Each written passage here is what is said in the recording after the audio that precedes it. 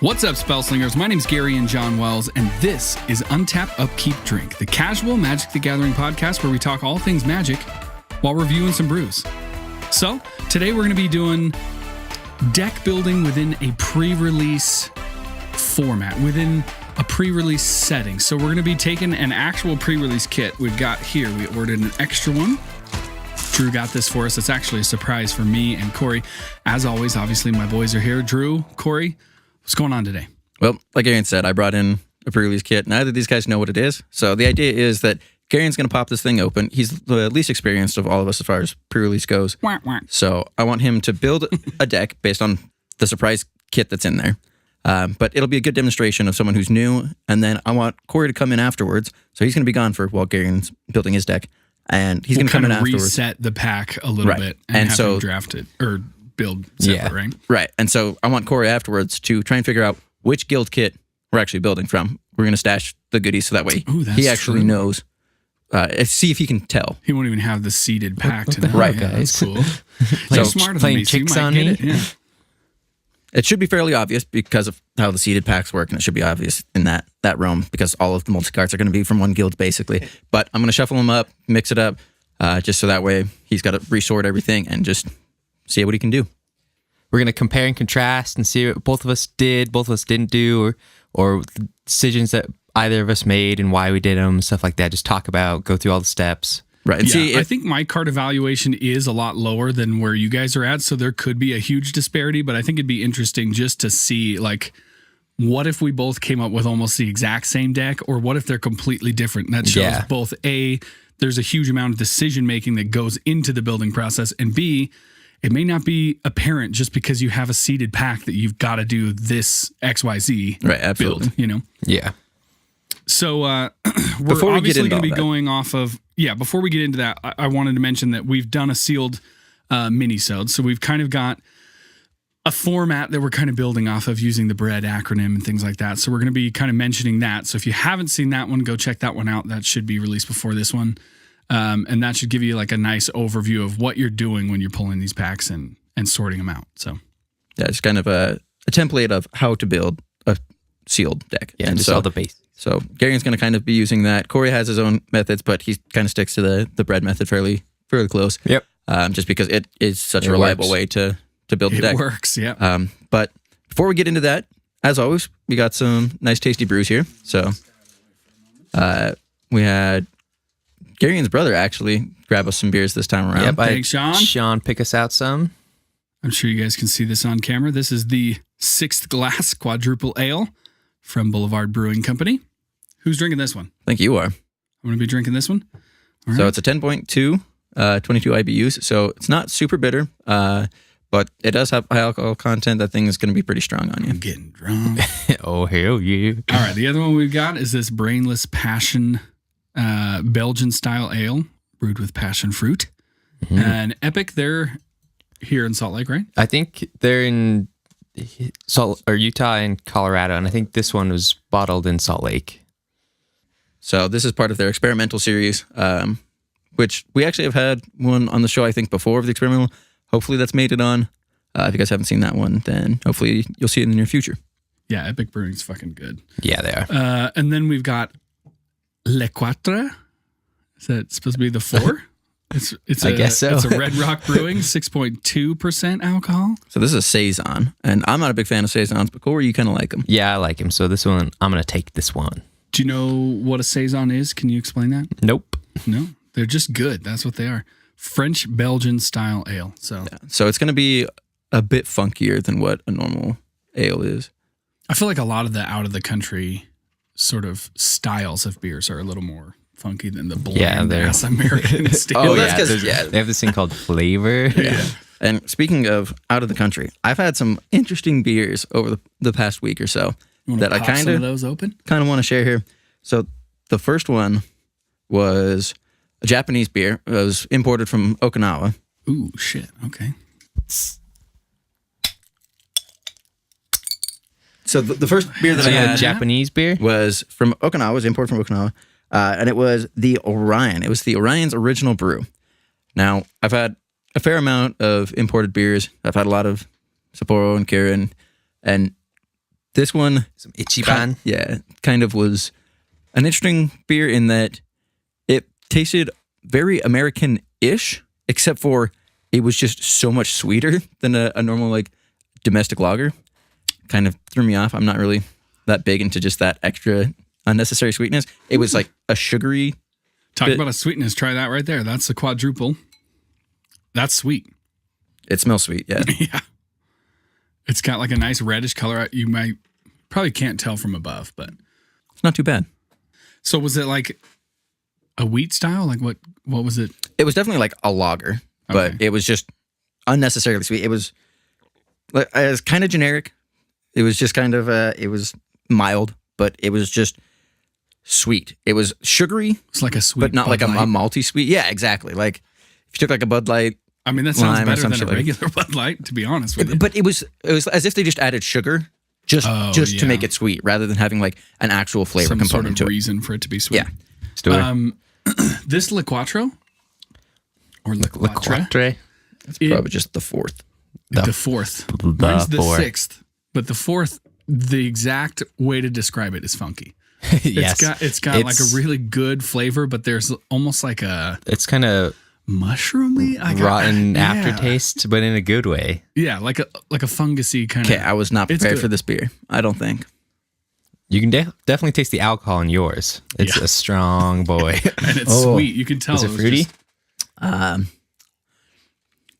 Well, you're talking about kind of like a roddy kind of like funkiness to it. yours is funky too. Yeah, you'll have to try that one. I'm just gonna try and parse what the fuck is going on in my mouth and on my nose. And, Oh yeah, that is weird. There's some tartness going on. absolutely, it's like has some sourness to It's it. almost like the tart bitter combination that you get from grapefruits, kind of, with like a funky overtone. But yeah, like as if you just Yeah. like let it sit and ferment for a while. Yeah. Go figure. We'll have to try Corey's here. That one's more funky still. I think they're funky in different ways. Yeah, this one smells a lot funkier. Oh yeah, the nose on that one. That one's gonna be hard to get through. I'll be honest. Well, it's what, 9-point-something%? And how many milliliters? It's How many 22, ounces? 22 ounces. It's pint It's six. tall. You'll get halfway through. Large You'll and in forget charge. about it. Yeah. All right, let's put these beers away. Let's get these cups out of the way. And let's get Corey out of the way, right?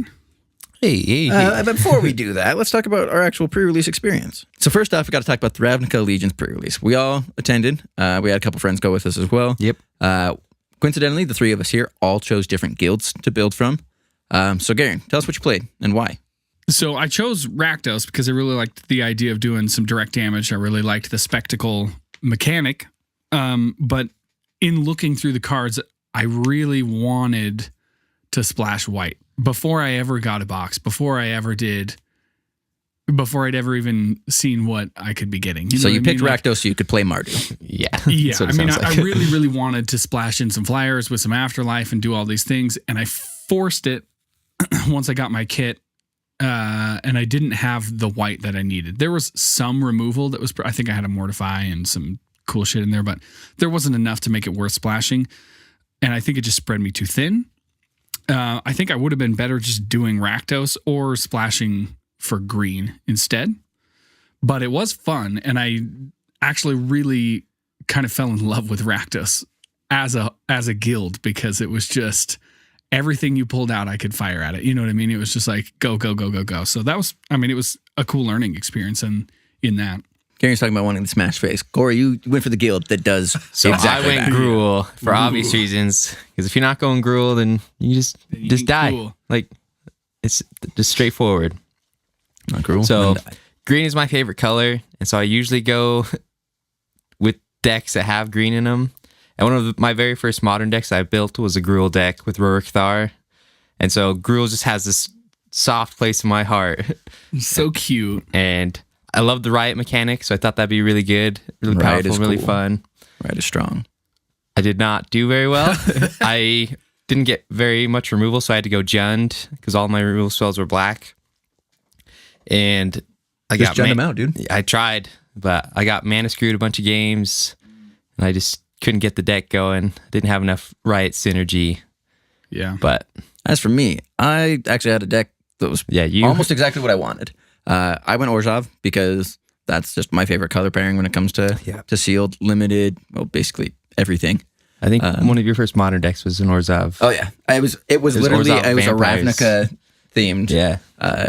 based on Extort. Really? So even just outside, not even just in this set, you're just all time. That's your favorite color pairing? Yeah, Yeah. One of his first modern decks, his first commander deck.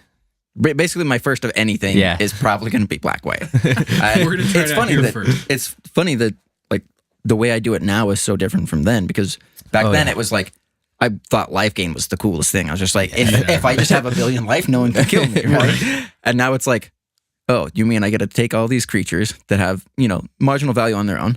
I get to sacrifice them or just play super aggressively until they die. I get extra value off of them dying, and then I just fucking keep doing it. Like, it's so much good value that it was so cool. I was pumped about it. I got some good pulls.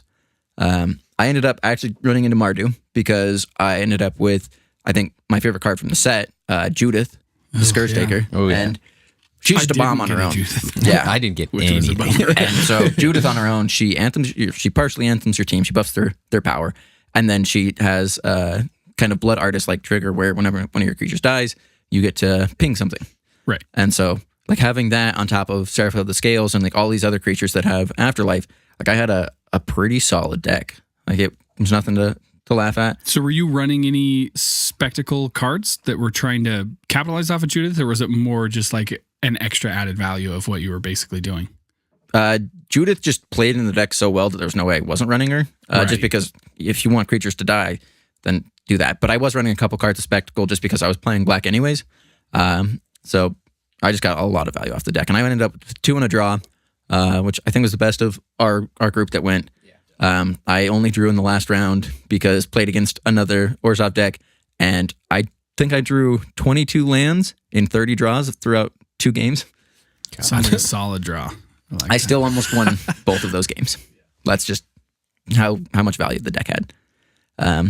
But then one of the games just went super long because of it, and we ended up just pulling a draw, which it happens in pre-release. It does. Go to time, and that's just how it is. So let's try and get the show on the road. Yeah, let's hop into it. Gary, you're up. All right, so Gary, let's get into it. Here it is.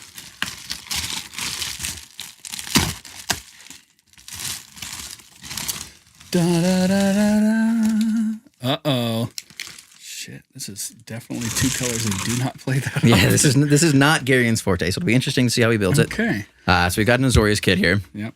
The intent is that none of us played this kit during pre-release. True. So it'll give us a different perspective on how to build and how to evaluate the cards here because we haven't done so. Gosh, what was the Azorius mechanic? It was Addendum. Addendum. So if you were to play something that it has flash or that is an instant speed card right. at sorcery speed, then Gives you a could little extra value. Okay. Now I will say, I'm digging. The die is sick. So sick. You guys can see that. That is a nice die. Very pleased with the set and how those turned out. I'm just chucking all the rubbish away. So that way when Cory comes back in, he'll have Rubbish, clue. you British. All right. All right, so We got to our instructions. I saw that. I don't know if you saw that. So we're going to hide I that. saw her face. I don't know who it is. Okay, so that's good. And kind of them to have a nice deck building instructions for the new players here. Just kind of how to build a sealed kit. Just the Which, to be basic perfectly ideas. honest, dude, sometimes I still use it. I'll look at it and be like, what is it that they talk about with curve? Because playing Commander so often, the curve is a little different. You know what I mean? Yeah, and for so, sure. if I ever forget, I'm looking at it. But yeah, they have the suggestions for how many creatures, your other spells, and then your curve, your mana curve, and then your land suggestions. And we have done an episode on sealed. So if you do have any questions about that, definitely use that as a reference.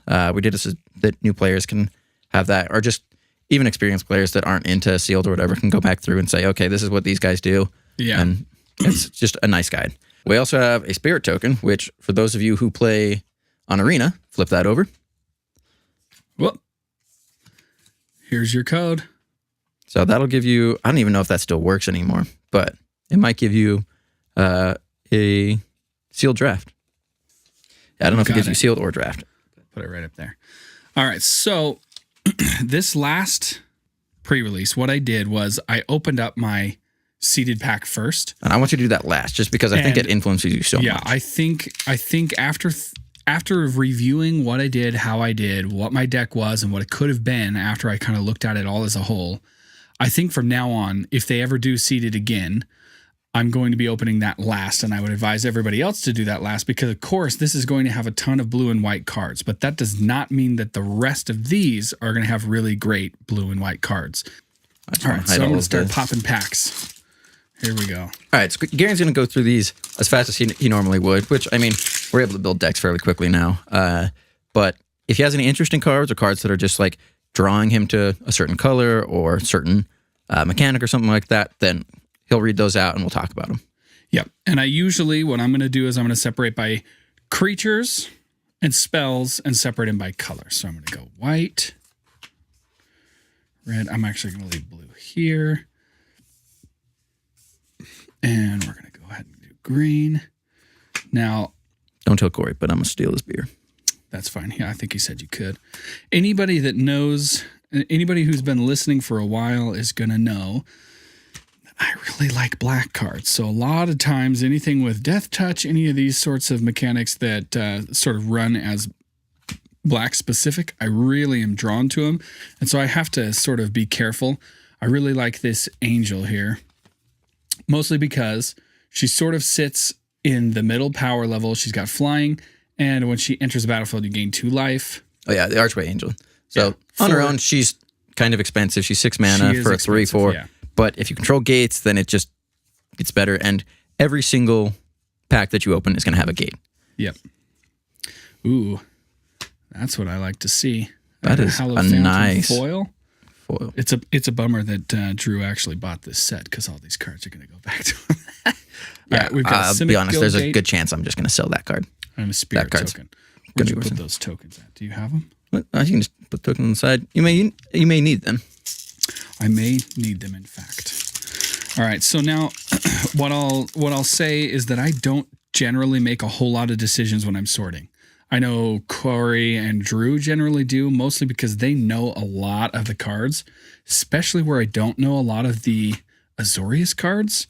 I am going to, for the most part, I mean, I'm looking at my bombs, I'm looking and seeing what we've got, but for the most part, I'm not going to be making a whole lot of major decisions in my head as I sort these. Can you read out the rare at least? Yeah, my rare for the first pack was Rampage of the Clans. It's an instant for 3 and a green. It says destroy all artifacts and enchantments. For each permanent destroyed this way, its controller creates a 3/3 green centaur creature token. Now, that is removal, but it's specific removal, so it's more of a sideboard thing. You're not going to see a lot of artifacts, enchantments, and sealed, generally speaking. It's going to be creatures and some spells, and creatures are going to be your mainstay. But that is a decent sideboard card. All right, we've got our first Azorius card here. I'll read that out. It's High Alert. It's 1, a white, and a blue for an enchantment. Each creature you control assigns combat damage equal to its toughness rather than its power. Creatures you control attack as though they didn't have Defender. I'm going to go ahead and put that there. I really like Priest of Forgotten Gods. Sacrifice 2 other creatures, any number of target players. Each lose 2 life and sacrifice a creature. You add 2 mana and draw a card. So this, in sealed, in pre-release, it could have the potential to go off, right? But at the same time, like if somebody's pointing some removal at your creatures and you're able to get rid of them real quick, there is a board wipe in this set, which if you can just gain value off of it, it's great. But on its own, it's okay. I really like it for Commander as well. Oh, absolutely. I really like it. Yeah. Okay, we've got another Azorius Guildgate. Well, I guess we had a Halophantom before, but there's another Azorius land, so we've got that, and we got ourselves a little Goblin token. That's true. This one here, Prying Eyes, is almost an always include for me. If I'm running blue, I'm probably going to keep that in. It is expensive, but it's so good for filtering and card draw that it's just really hard to pass that up.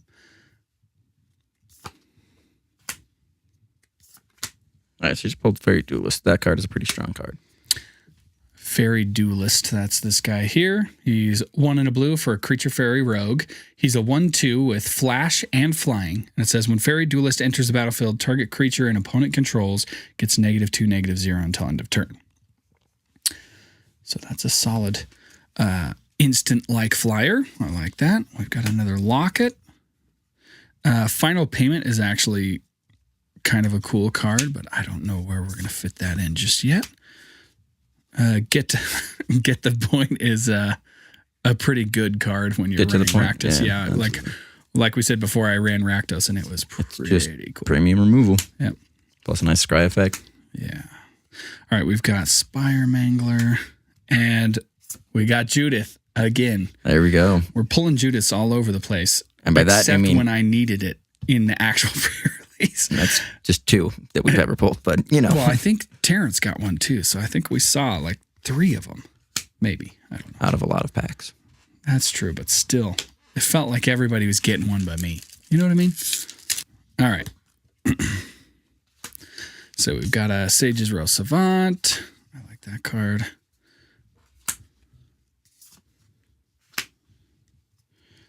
It's a nice little bring the cards out more because you're like here and then you're just putting them down. There you go. Creature Devil. That's a nice little 1-mana Rakdos card that I'll toss off here. Aeromunculus is a good Simic card. We all like that guy. We're going to put that in our duel.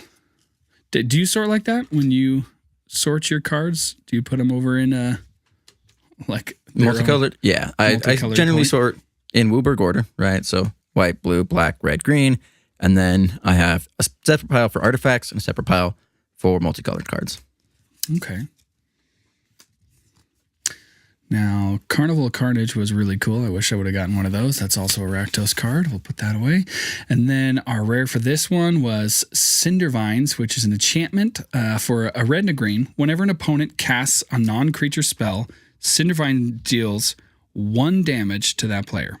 You can tap 1 and sacrifice Cindervines, destroy target artifact or enchantment. Cindervine deals 2 damage to that permanent's controller. So that's a pretty good removal as well as some extra damage dealt. We got another Simic Guildgate and a zombie token. So you got a couple Simic Guildgates. So there's potential for you, even if you're in Azorius, to splash into some Simic cards in there. Splash some green. All right, so this is our last normal pack. Yep. We've got another Sage's Royal Savant and a Twilight Pathfinder, a little kitty cat. Territorial Boar. Undercity's Embrace. That's a decent card. Applied Biomancy, excuse me. That's a decent Simic card when you run those. We've got Scuttle Gator, which is another really good Simic card. But because it is split cost, you could play that in the Azorius deck just fine. That's true. He could just be 4 and 2 blues. Especially since you do have a high alert in there. Means that even with Defender, he can still attack. Now, what I'm seeing here as I pull these out, we got a Frilled Mystic. This card is sweet. Yeah, it's 2 greens and 2 blues for a creature, Elf Lizard Wizard. He's a 3/2 with Flash. When Frilled Mystic enters the battlefield, you may counter target spell. So it's basically a 4-mana counter spell on a creature, which is great. We've got Code of Constraint, which is a great card. Hallowed Fountain, another. Oh, wow. We've got Senate Griffin. I'll read that to you. He's 2 and a split cost Azorius mana. So 2 and 2 split cost Azorius mana. He's a creature griffin with flying. When Senate Griffin enters the battlefield, scry 1. So that's a nice little card draw. So I will say, based on just what you've got right there. Got another Gruul Guildgate. You've got the lands for sure. That if you wanted to play Simic and splash into Azorius, you'd be fine. Or if you wanted to main that Azorius board and then splash into Simic, again, you're pretty healthy there. I was going to say, what I'm looking at now, and I like that I've done this, and I think for sure I'll definitely do this for the past. We have not opened a seeded pack here. So this is all sort of quote-unquote random cards. Right. And so it's leaning very heavy blue, white, green. As far as my stronger cards, I think right now, if I were just to have these cards, I'd probably go Simic and maybe splash Azorius. But we're going to go ahead and open that seeded pack and see what we've got. See if that sort of sways the tides. Either way, I think it looks like a strong build to go. So I want you to hide the rare. I want you to look at that one last because that card is an absolute bomb. You guys can see me pull it out. I won't look at it. All right. So, as always, you're going to have the locket. Right. Azorius Locket. We've got the Senate Guildgate, which is a great card. Right, you're going to have Guild Mage. Oh, you're right. Guild Mage. Senate Guild Mage is 1 white and 1 blue for a creature human wizard. It's a 2/2, and it says when you tap a white and tap Senate Guild Mage, you gain 2 life. If you tap a blue and tap Senate Guild Mage, draw a card, then discard a card. So that's a pretty strong card. So it lets you loot, which is a pretty strong thing. And that life gain actually is pretty good if you're able to consistently pull it out. I was going to say, especially in limited format like this, it's not too bad. We've got Resolute Watchdog, Code of Constraint, another, which is basically, I mean, I'll read this for you since we've got a couple of them. It's basically like removal. We've got an instant, it's 2 and a blue for target creature gets -4, -0 until end of turn, draw a card. It also says addendum, if you cast this during your main phase, tap that creature and it doesn't untap during its controller's next untap step. Right. So you got a freeze effect on there, so it's pretty decent. So helps you win combat or just gets you taps that card off, and which is down. Both are great. Another Justicer's Portal. Sphinxes Insight, draw 2 cards for 4 mana. Addendum, if you cast this during your main phase, you gain 2 life. Another just solid card. Decent card draw. We've got Persistent Petitioners. It's a human advisor, 1/3 for a 1 and a blue. It says tap 1 and tap Persistent Petitioners. Target player puts the top card of their library into their graveyard. Tap 4 untapped advisors you control. Target player puts the top 12 cards of their library into the graveyard. So unfortunately, that's the only one we have. Right. And a deck can have any number of cards named Persistent Petitioners. So this is obviously one of those cards that sort of... It's an alternate win con on its own if you can build the deck around it. Yeah. In sealed, good freaking luck trying to So pull I that think off. in this deck, that might have a home. And I'll show you why once we start getting the deck building. We've got a couple advisors maybe. Whenever another creature enters the battlefield under your control, you gain 1 life. So this is Impassioned Orator. He's 1 and a white for a 2/2 creature human cleric. If anyone's familiar with the card Soul Sister, this is basically the, I guess, male version of that. The Soul Mister. Soul Mister. Soul Sir. Soul Brother. Yeah. Soul Brother. I like that. All right. We've got Coral Commands. It's 2 and a blue for a 3/2 creature Merfolk Warrior. And that's all he is. Yeah, he's a nice vanilla creature there. Another Senate Griffin. Chillbringer, we've got 4 and a blue for a creature elemental. He's a 3/3 with flying, and when Chillbringer enters the battlefield, tap target creature an opponent controls. It doesn't untap during its controller's next untap step. Very strong card. It's, 1 turn removal, plus it's a flying 3/3. I like that card a lot. Generally, you're going to pay about 5 mana for a 3/3 flyer in blue anyways, so to have that effect tacked on is very good. Yeah, I agree. 10th District Veteran is 2 and a white for a 2/3 creature human soldier with vigilance. Whenever 10th District Veteran attacks, untap another target creature you control. So that's kind of cool. So give something pseudo-vigilance. It's kind of a cool effect. Yeah, I like that. We've got another Azorius Guildgate, which I'm super down for. Oh, we got 2 of them. We got 2 Azorius Guildgates. So we're looking... So after that, decent. Your Azorius pool is fairly strong. And your rare... Hero of Precinct 1. It's 1 and a white for a creature human wizard. It's a 2/2, and it says whenever you cast a multicolored spell, create a 1/1 white human creature token. So your multicolored stack is looking pretty fat. It is. And a lot of those are blue and white. Now, what I'm going to do is if I were at a pre-release right now, I know I'm not going red and black. I know I'm not going red and green. So I'm going to take out a lot of these cards that I know I'm probably not going to go to. Yeah, poor Judith. She's getting tossed.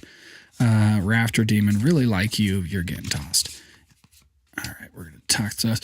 Now, when we look at these, I've got some white and black cards. These are ones that in the beginning I was looking and thinking, okay, these might be worth splashing if I get something that pulls me that way. I don't feel like I did, so I'm tossing those as well.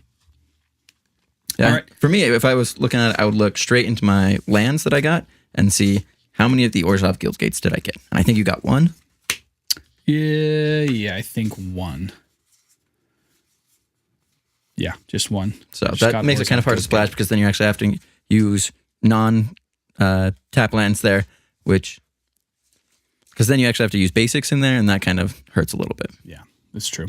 Now, what another thing we look at when we're looking to build these decks is how do we go about splashing? So I've got quite a few Azorius lands, as well as a couple Simic lands. So that tells me I have a really good chance to fix all three of those colors, which I really like. Yeah, the nice thing about these lands is that even if you are Simic, then that means that all of those Azorius lands are blue lands for you that additionally will tap for white. And same can be said for your Simic lands if you're playing Azorius. Yeah. Now, I don't know about you, Drew, but as far as my personal preference, I don't like the lockets at all. I toss them every time. It depends on what deck I'm in. If I'm in a slower deck, then I start to consider them more. But if I'm in a faster deck that wants to just kind of beat face as fast as possible, then that's not really worth it. Yeah. So I'm going to go ahead and toss these lands to the side. We know we're probably going to look into those. Senate Griffin, I like him. I've got 2 of them, so I'm tossing them in. High Alert. Enchant creature. Each creature you control assigns combat damage equal to its toughness rather than its power. I'm going to put that on the side. I think it could be good, but I got to make sure by looking at the creatures that I'm going to include. Sphinxes Insight, draw 2 cards. I do like that. We're probably going to throw that in there. Now we're looking at this Senate Guild Mage, which I like as well. That's a creature there. And we're going to go ahead and put Hero of Precinct 1. I'm not going to say a guarantee, but he's looking pretty solid. We're going to keep him in there. This 10th District Veteran I really like because he untaps another creature. I think we'll keep him for now. Watchful Giant is a giant soldier. When he enters the battlefield, create a 1/1 human creature token. He's a 3/6 for 6, but if we're including things like High Alert, he may become a 6/6, so we'll go ahead and put him in there for now. Vizkopa Vampire, this is another one of those dual land cards that you can consider a white card. He's a 3-mana 3/1 with lifelink. He's okay. He's okay. We're going to go ahead and put him here for now. Impassioned Orator, we've got another of those. Syndicate Messenger. Now, I really, really lean on cards that have flying, so I really like this guy. We're going to go ahead and put him here.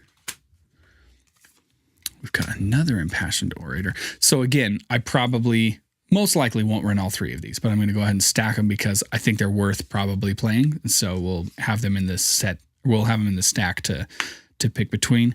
Now we've got Chillbringer.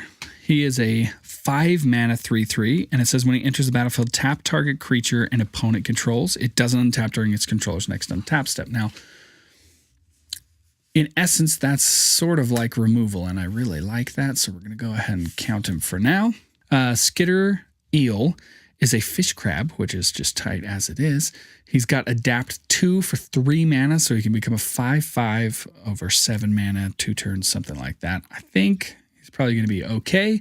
Where he's a 3/3 for 4. That's a little expensive, but we'll keep him for now. Sage's Royal Savant enters the battlefield, scry 2. I really like that card. We're going to keep him. And because we have got 2 of those, we're going to go ahead and put them both in. We've got 2 of the Homunculus. He's hexproof. He's a 2/5. I really like this card with, obviously, with things like High Alert. I don't know that I'll play both of them, but we'll put him in there. Fairy Duelist. He has flash and flying, and he gives target creature and opponent controls -2, -0 until end of turn. So in essence, he can be a little bit like Evasion. I mean, he has evasion on his own. He's flying, and he's going to help you win combat once, right? Yeah. So, have you been counting him? I was going to say, let's make a count.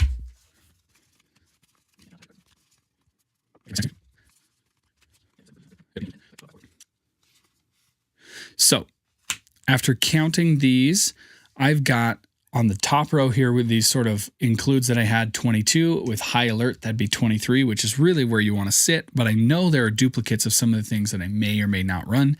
There are also things that may be better as sideboard cards instead of as, your main deck. So I'm going to go ahead and look through and just see. So is that all of your spells? That's all my Azorius spells. Right. Yes. So. All right. So if we were running just Azorius, where are your cuts? What does your deck look like? So if we were running just Azorius, I'd probably cut one of the Justicer's Portal and put it on my sideboard in case I was using that a lot. Having 3 cards at 6 mana is crazy. 4 if you count Prying Eyes. Yeah, I don't know if I do yet. I really like the flying. That's huge for me. The 2 life for each gate is going to be incidental. I think I would keep these 2 and cut this guy if I had to. What I really like about the pull that I have here is there is a lot of evasion. So I'm sort of looking at the mechanics that each of these cards has and what it can do for me in the long run as I play it. And if I'm weighing one card against another, I'm deciding which one is more beneficial in every stage of the game. I really don't like getting rid of these. These are really good removal. So you're talking about maybe cutting Twilight Panther, right? Because you don't have the ability to make a death touch. Right. Yeah, if you're actually running High Alert, then it gets a little bit better. It's a 2/2 for 2, and that's or 2/2 for 1 rather, and that's pretty solid. Which is solid, but you can't always guarantee you're going to. But it's also not a 3/3 for 1. Right. Yeah. Exactly. The Guild Mage is good, because for 1 mana you can draw and discard, which I like, especially if you if you can do even twice, you're getting hella value off that card. I really like the Scry, but maybe I'll run only one of them for now. And so I've made 2 cuts. I got to cut 1 more. I've got 2 Senate Griffins, but I really like that card. I think it's worth keeping. I think because of the decision I'm making myself have and not knowing what to do, I might cut one of the Senate Griffins just because I know I'm running 2 of them. Oh, I was like, what do you want? I don't know that that's the right decision. I probably should cut Scuttle Gator or something like that. But I think in a vacuum, I would have this and then have things like the Senate Griffin on the sideboard for if I knew I needed it and it was really working where it needed to be, I'd have it there to toss in. I didn't get a whole lot of removal, unfortunately, which is a bummer. So is this your 23? I think so. Yeah. And then I'm going to include all of these. Even the Simic one? Oh, not the Simic ones. I'm so sorry. No, I mean, if you do, you're getting value off of the Angel, right? Yeah, I was going to say, and it's a tapped blue source, right? So it's basically, yeah, but then it's basically only going to give me blue. Correct. And it's going to be a tap land. Yes, it is a tapped blue source, right? And that is it. To me, I don't think it's worth it. Not enough value? Okay. No. All right. So I can't guarantee I'm going to have those cards out to make it work. You got a couple shocklands in there. Yep. 3 great. Got a couple shocklands in there. 3 gates. And then, how's your mana? What does your mana look like? It's exactly even. 13 and 13. So we've got 5 here, and I would just split the what is it? Another 10, 12. 12, yeah. Something like that. Yeah, 12. 6 and 6? Yeah, I'd probably split them even. 6 and 6. All right, that sounds reasonable. White and blue. So, all right, so this is Garion's 23. We're going to shuffle this all up into everything else, and we're going to see how Cory builds. So now we've actually got Cory sitting in the helm, and Garion, you can see my hand here. I'm in the back here. We've sort of shuffled a pile for him. It's not going to be quite as exhilarating as it was for me to crack open them packs, but yeah, I don't think the rares are spread out as well as they could have been. I could have definitely seeded those in every 15 cards or so. All right, so we've got Cory in with us. I don't know what guys? You did with your beer. It's doing here. All right. The Janabagan. He's breaking the rules already. Teach us a thing or two here. I don't know if I'm the right guy, but let's give it a shot. So what I always do, I obviously always sort it by color first. I think that's what everybody does. Do you have a specific order or? No, I just whatever pops up first. I always do multicolored spells in a separate pile. I always do lands, separate pile. And then artifacts. So you got your multicolor. And then I don't even look at what the cards are. until I sort everything. Not even like those flashy rares. Unless I check out the rares in the packs, see if there's any sweet versus petitioners. Yeah, we're getting a list. And just make a couple notes, but for the most part, I just sick token. That token is sick. Sphinx. I wish we'd gotten the card for it. Oh, well, spoiler there if you know that exact one card. Oh, I see a foil peeking out. Yeah, there's a couple foils in there, I think. I mean, obviously the promo's a foil, but I hid that one away.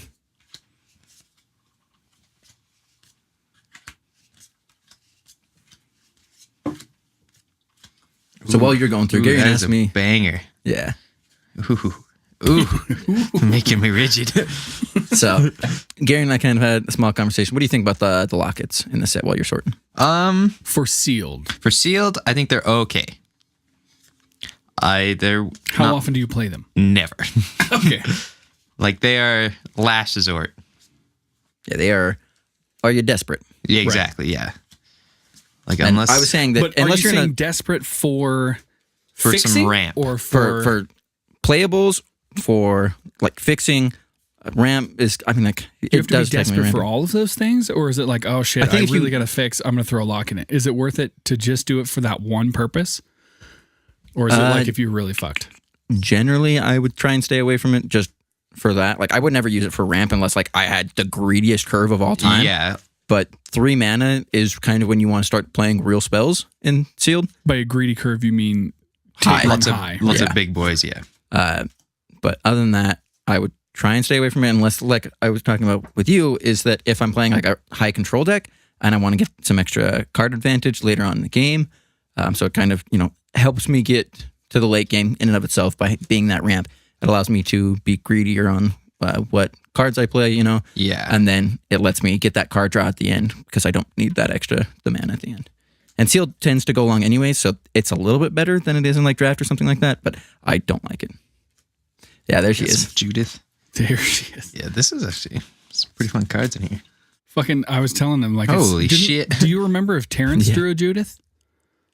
I'm I not swear sure. he had I thought I was the only person that pulled Judith. I think so, because You think he did, or no, didn't? he got a Vanifar, and I think he got a what's the planeswalker? Teysa and Kaya. Kaya. Because he also got a Kaya. Teysa, I'm pretty sure. Because I was like, yo, bro, Yeah, he I got. want to buy that. He got some money. He's like, wait, is it that good? And I was like, no, it's trash. It's like a 50-cent card. Oh, he's like, no, you're not gonna buy it. He's like, all Yeah, right. anytime someone wants to buy at the store, just take it to this desk because they'll probably give you more. I mean, you just go for trades and stuff. Yeah. I think that's Yeah, the trades move.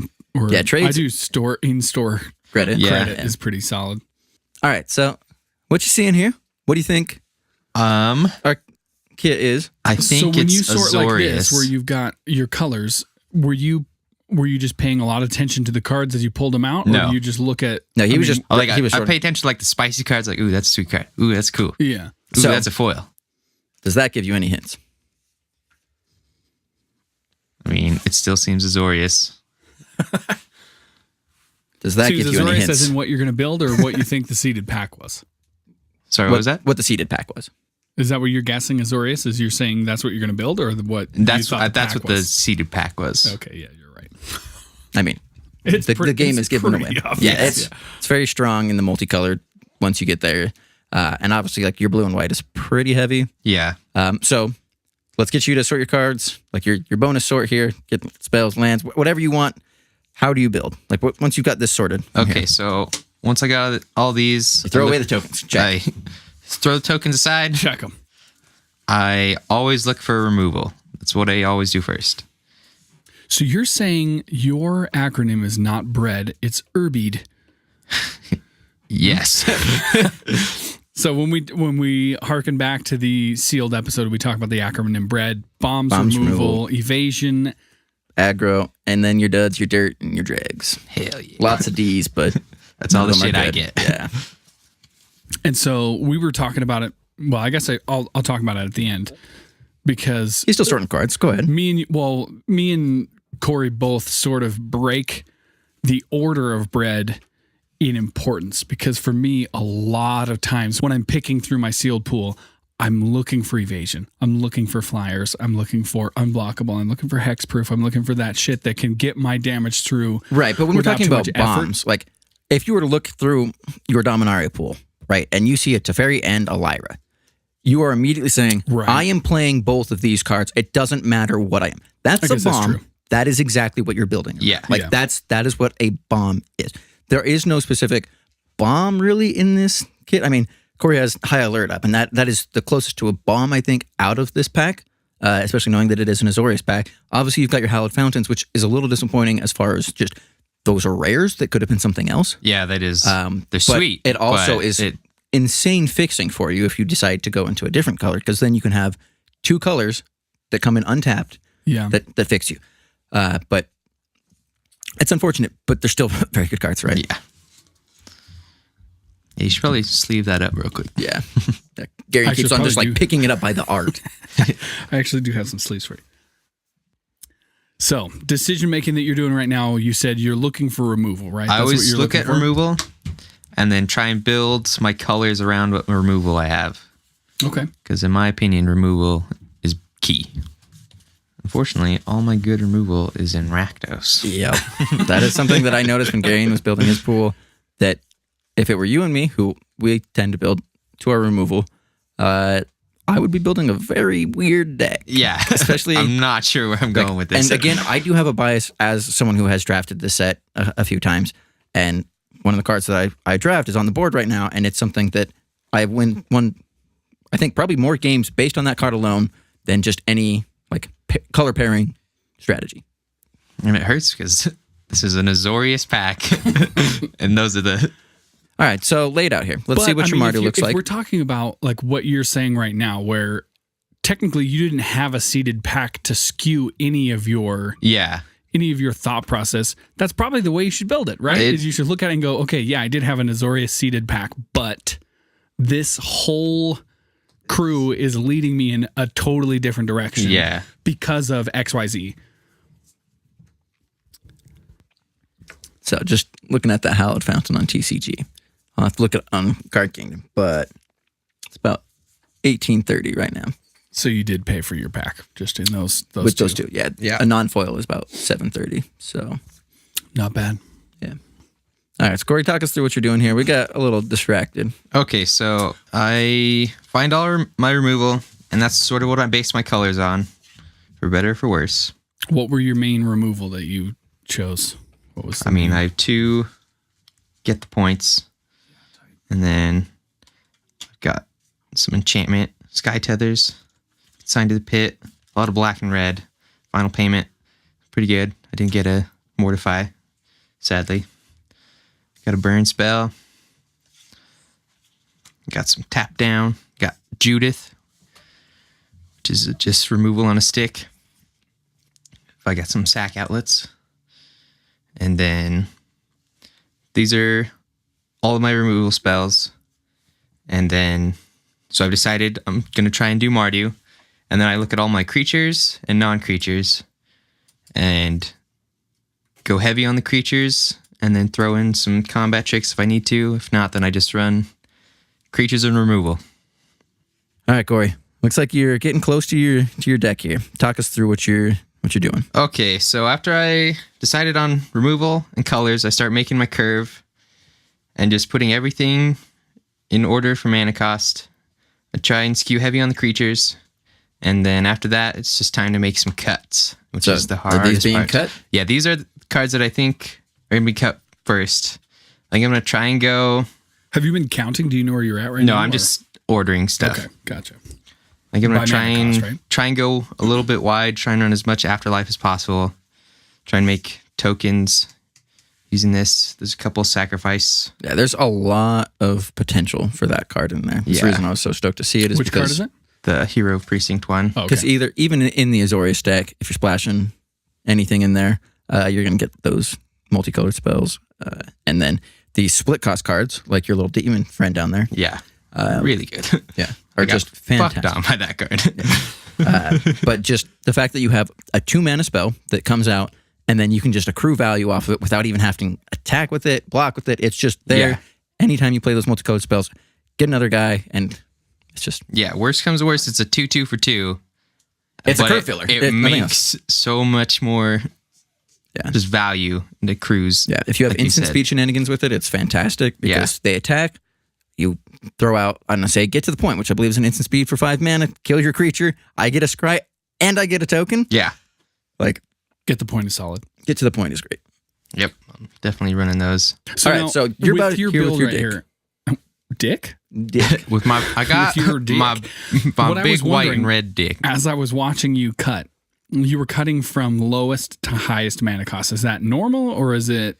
I mean, Were you cutting as a consideration of your curve? I try to stick to the lower end of the curve, but a lot of my in removal was on the keep- high end, Okay.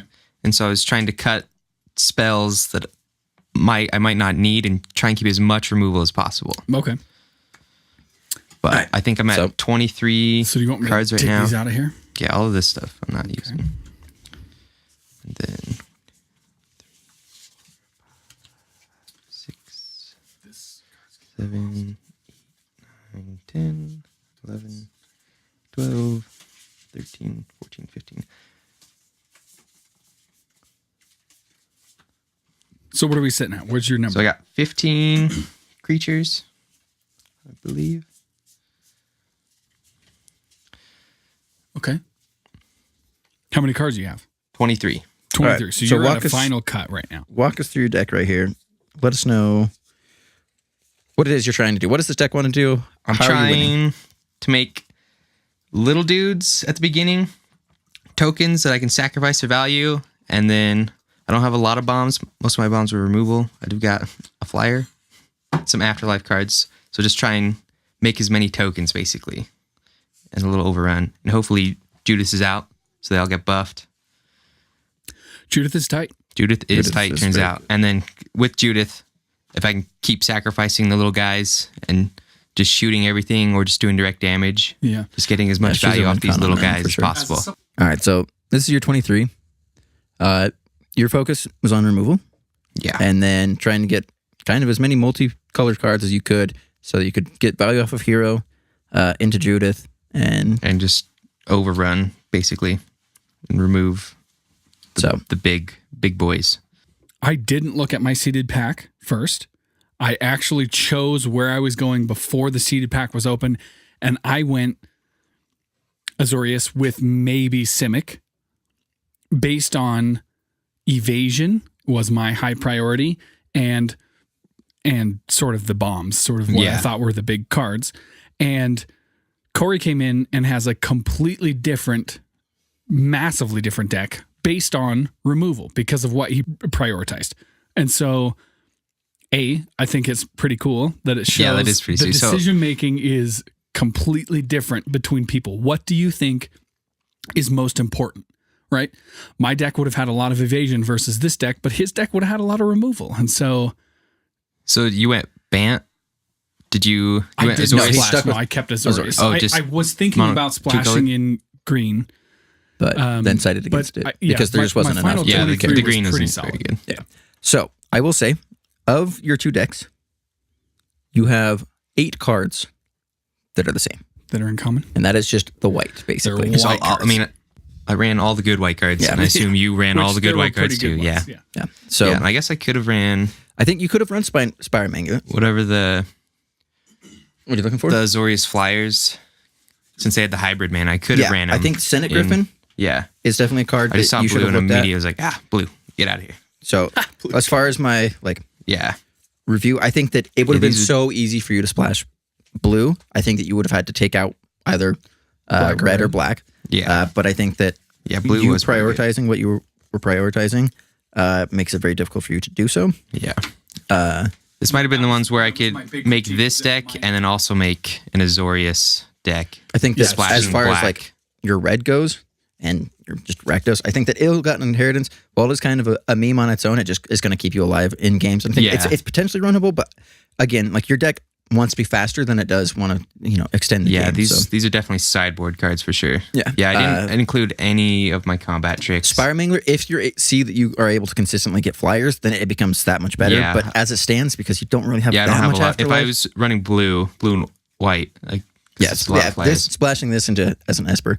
And Yeah. I think that, again, as Garion didn't, you could have used Impassioned Orders as a way that's definitely a backup because I don't know how many tokens. The goal is tokens. I don't know how many tokens it would Right, make. but your deck is also very creature heavy in and of Yeah. itself. So I think that having and Impassioned it's- Orders, if you have 2 of those out, as I was telling Garion when he was here, was that having 2 of those out, getting 1-2 life per turn becomes a massive incremental advantage over time. Yeah, and worst comes worst, they're 2/2 for 2. Yeah. Always play those.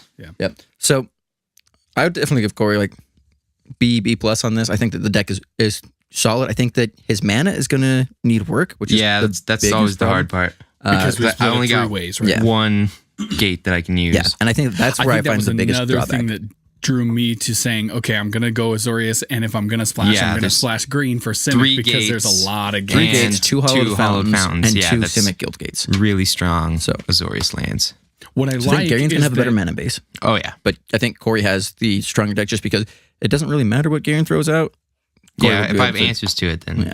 But I mean, obviously- getting to the answers is Yeah, going to be and the that's- hard part. Yeah, another thing that I prioritized was evasion and card draw. There was a lot Yeah. of card draw that I had, but I think Which it's is interesting what that Azorius is some all of the about. decisions about what we thought was really good but not quite includable Yeah. was exactly the same. It was like, yeah, they are good, but it doesn't make the 23 just yet. You know Yeah. what I mean? And I There's think a lot of sideboard worthy cards. Yes, and I think both of you kind of undervalue the life gain in this set just because life gain is generally not good for commander players. Life gain is garbage. I tend to forget about life gain. And so in a deck like this, especially where both of you are trying to play to the end game, right? Yeah. Garion, you're trying to get to high alert. Cory, you want Judith and you want Hero, so you're trying to get that value. Yeah. And all your removals kind of high end. You want to be able to stay in the game as long as possible. And I think that Impassioned Orders and Ill-Gotten Inheritance, things that'll help you get there are going to just be a lot little stronger. value over the time. Yeah, I think Yeah. those are going to be stronger than what you'd normally value them. Yeah, like we were saying before Corey came in with those cards, they're the order. Yeah, Yeah, Impassioned Order. Impassioned Order. It can set a Gruul deck back a whole turn each time you play a card because Yeah. they're trying to deal this damage all the time. Yeah, and you you're don't even saying, have to okay, block. well, yeah. Yeah, it's I'm like, gonna well, get it back. It's fine. You can write it and give him haste. Yeah. Should have given him the counter, but Bummer. But we again, get a token.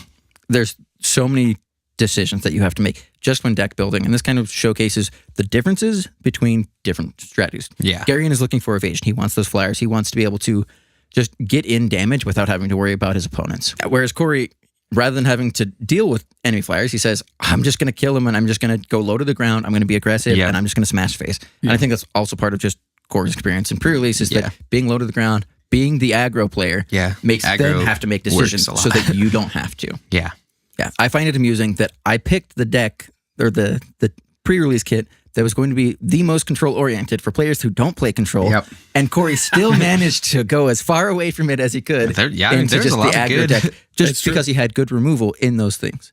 So because you guys chose such different decks, it's kind of hard to look at just a one-to-one comparison on certain cards.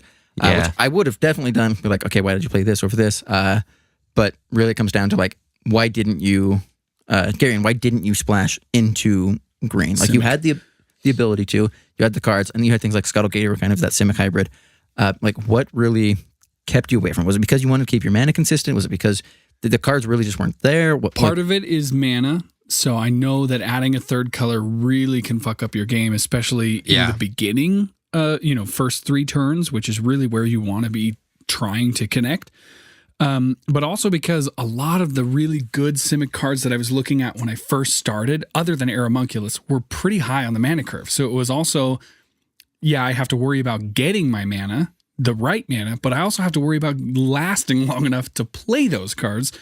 And sealed is slow, so you are going to have a little bit more time. But I do agree that you have to make those considerations. Yeah, I think there were strong Simic cards. I just don't think there was enough to outmaneuver what I was doing with the Azorius. And Cory, obviously, that Mardu, I mean, Judith is a really strong pull in herself, especially if you're able to pair it with Hero, where you have that consistent method of just getting creatures that you can just chuck out for blockers or just continually attack in and make your opponents make decisions. You got a sack outlet as well, which is really convenient, and you had the final payment, which is nice. It's destroy creature, you get a sack, get Judith trigger. There's a lot going on there to push you into that direction. Exactly, yeah. So last thing I want to talk about is the different matchups for a sealed event like this. So because this is a seeded pack and because other people are going to be playing that, there's kind of certain categories that we're going to talk about. So if you're playing against a Rakdos deck or just an Orzhov deck, one of the more aggro decks, what are you siding in? What are you siding out? Like, what is the game plan? Unfortunately for me, there was not a lot of removal, period. There was just no way to splash it or sideboard it or anything like that. So there wasn't a whole lot of just answer sideboard. Right, you're not going to get 1-for-1 answers. That's Cory?